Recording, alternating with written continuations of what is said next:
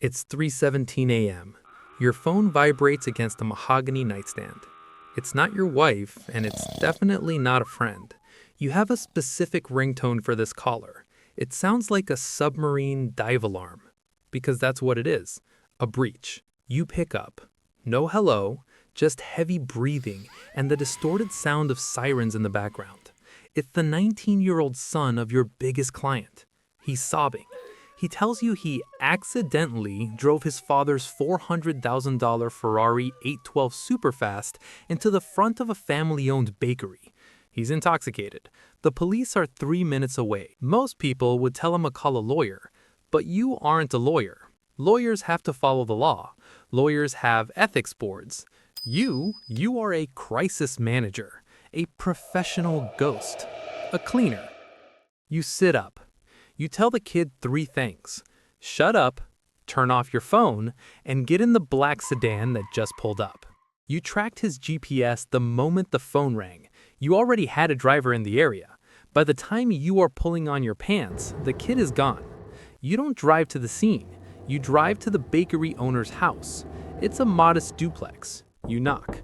The owner, a man named Sal, wakes up confused, angry. He smells the smoke from down the street. He wants to call the news. He wants to sue. You walk into his living room uninvited. You open a briefcase. Inside is not a gun, but something much more powerful. $50,000 in cold, hard cash.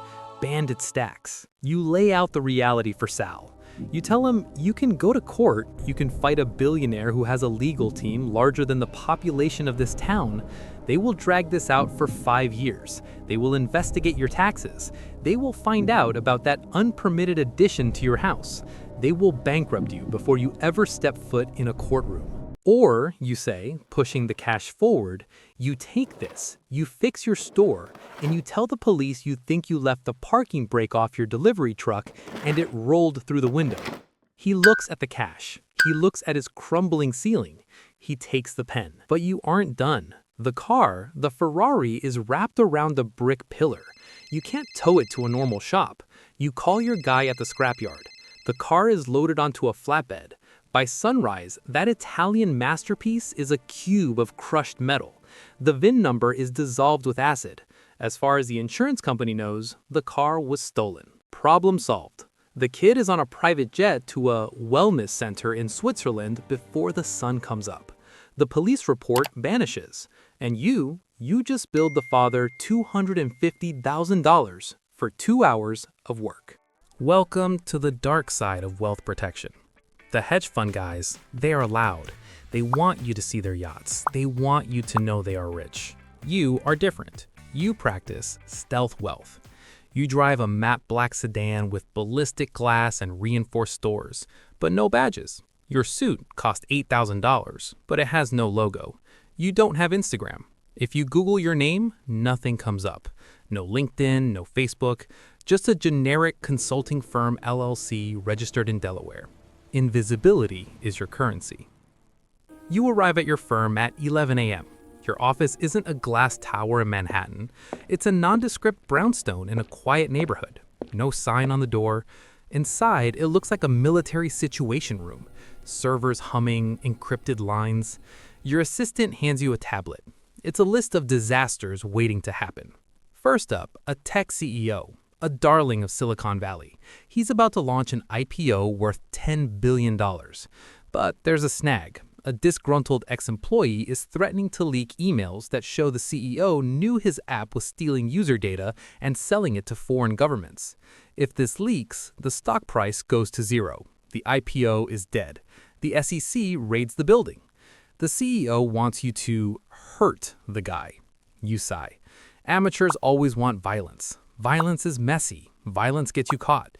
You don't use fists. You use leverage. You hire a team of forensic accountants and private investigators. They don't look at the ex-employee. They look at his life. You dig through his trash, digitally speaking. You find his online gambling debts. You find the messages he sent to someone who isn't his wife.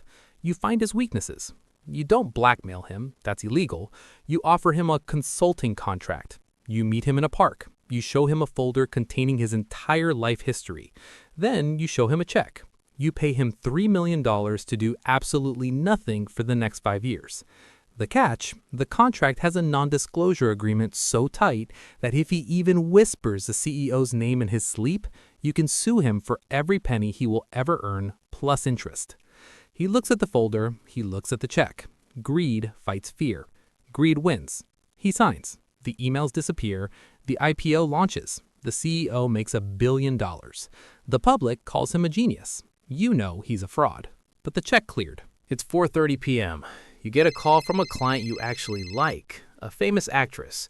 She's being sued by a former business partner for breach of contract. She's in the right. She did nothing wrong. She asks you, "How do we win? The truth is on my side." You laugh, a dry, humorless laugh. The truth, you ask?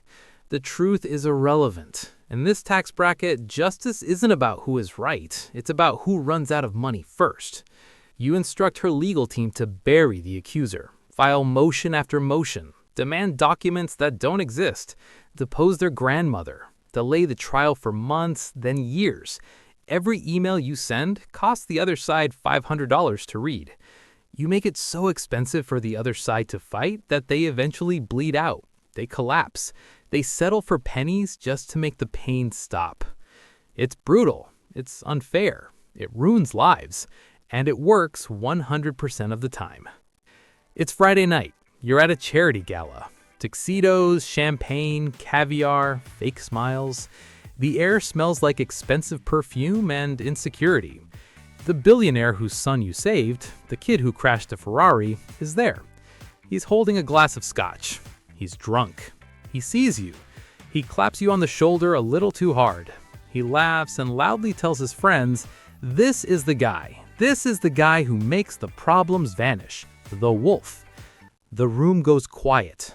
A reporter from the New York Times is standing 3 feet away. Your heart stops. The blood freezes in your veins. The one rule of being a fixer is that you must never be seen fixing. You are the shadow, not the show. You stare at the billionaire. You realize that to him, you aren't a partner. You aren't a genius. You're a tool, a plunger, a janitor. You clean up his vomit so he can look perfect for the cameras.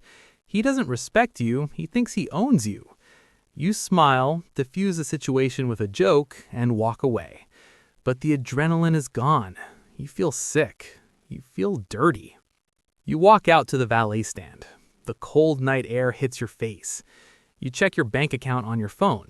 You have $18 million in liquid cash. You have a villa in Tuscany you visited twice. You could retire. You could walk away right now. But then the realization hits you. You can't. You know where the bodies are buried. You know who cheated on who. You know where the money is hidden. You are a walking liability. If you try to leave, if you try to write a book, if you try to find a conscience, you become the loose end. And you know exactly what happens to loose ends. You fix them. Your phone vibrates. It's the submarine alarm. Another crash, another scandal, another check with lots of zeros. You look at the phone, you look at the moon, you sigh, put the car in drive, and answer. Tell me where the body is. Because at the end of the day, money doesn't just talk, it silences.